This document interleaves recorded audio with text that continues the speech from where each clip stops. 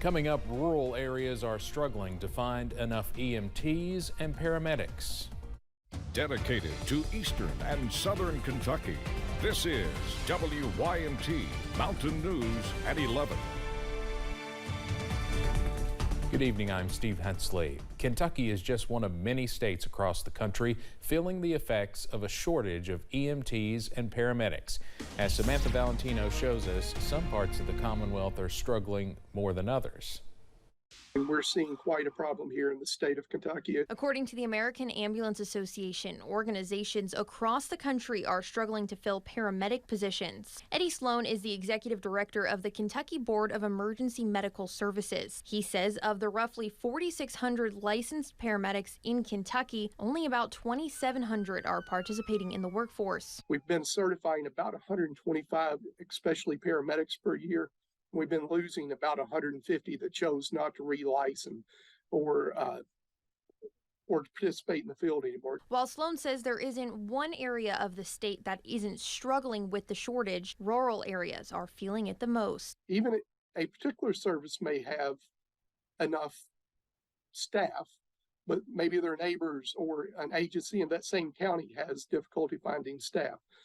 It's certainly more in the rural areas. But why is it so hard to find staff? Sloan says pay is partially to blame. The Bureau of Labor Statistics lists EMTs as one of the lowest paying jobs in healthcare. According to the American Ambulance Association, low pay was the reason about 1/3 of all EMTs left the field back in 2021. As we look at what inflation has done, you can go get a job making very similar pay with very similar benefits and not be out at 2-3 o'clock in the morning navigating stairways and working holidays in the rain and the muck and otherwise. In Lexington, Samantha Valentino, WKYT.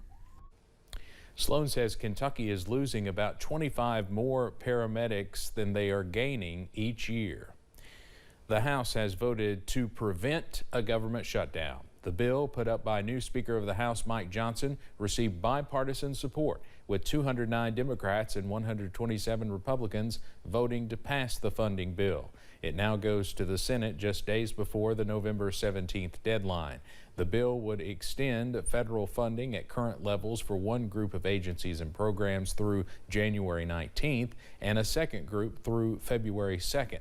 Congressman Hal Rogers, who just filed to run for re-election, said he applauded, quote, Speaker Johnson's first big win on the House floor, giving the American people added confidence through the upcoming holidays.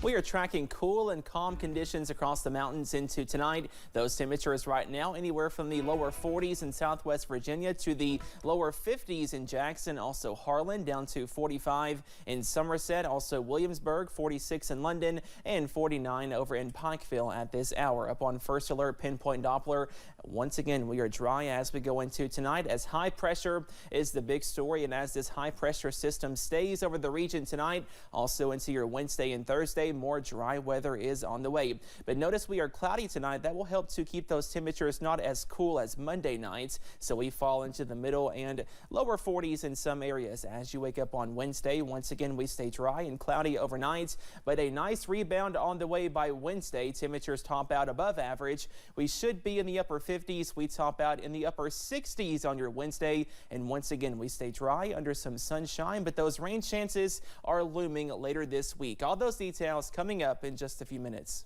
Steve? All right, Cameron, thank you. We have an update on forest fires still burning across eastern Kentucky. As of this afternoon, forestry officials say there are 12 active fires spanning about 7,500 acres.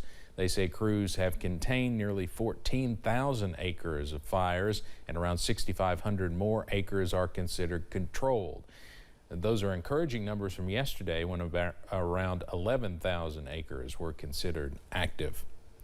3 Eastern Kentucky groups received help through grants from the United States Department of Agriculture. 2 groups received money from the Rural Energy for America program and 1 from the Community Facilities Disaster Grant. USDA State Director Tom Carew says their programs are helping groups efficiently grow. So the REAP program currently now pays 50%. It's a 50% match up to $1 million. you combine that with the Department of Energy tax credits, you can just about pay for 90% of it. The money is being used for energy-efficient equipment and replacing resources after the July 2022 flood. Learn more about the specific projects and where the money is going in Perry and Letcher counties on WYMT.com. The Housing Development Alliance, Lieutenant Governor Jacqueline Coleman and State Senator Brandon Smith joined Melissa Neese and her daughters earlier today as they broke ground on the first home being built with funds from the Rural Housing Trust Fund. It was just announced last month, and crews were already on site working today in Perry County.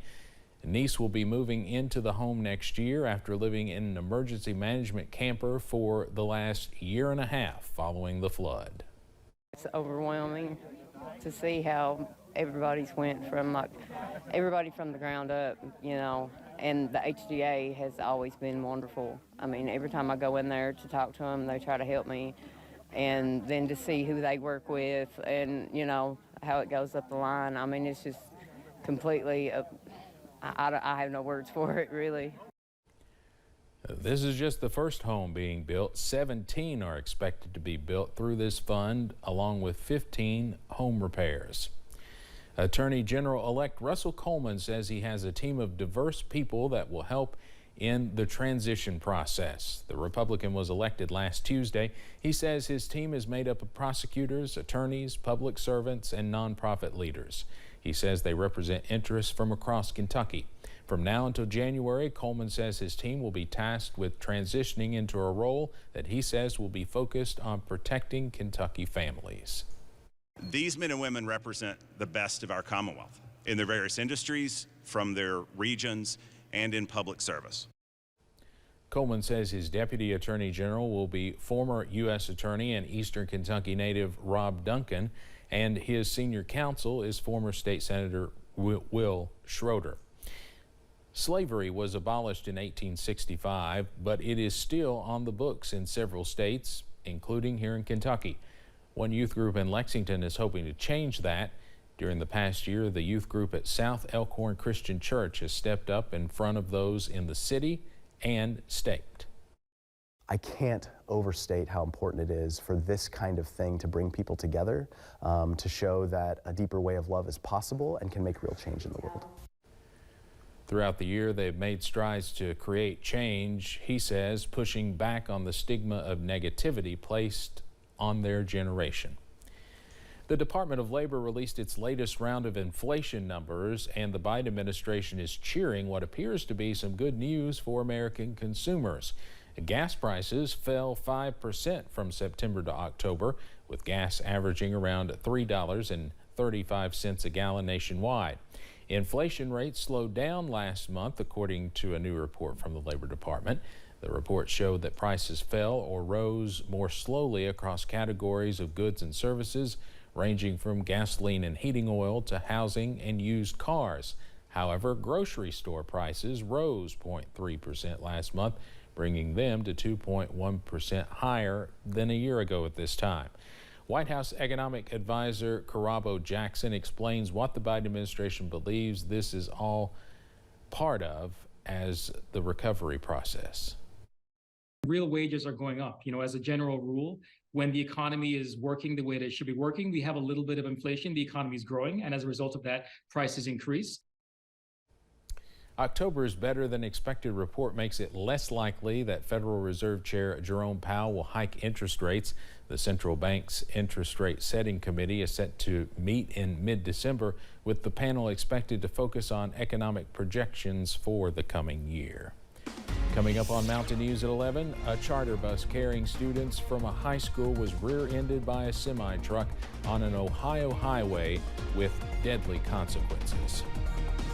Plus, we are tracking rain chances to return later this week, timing out those showers after this break.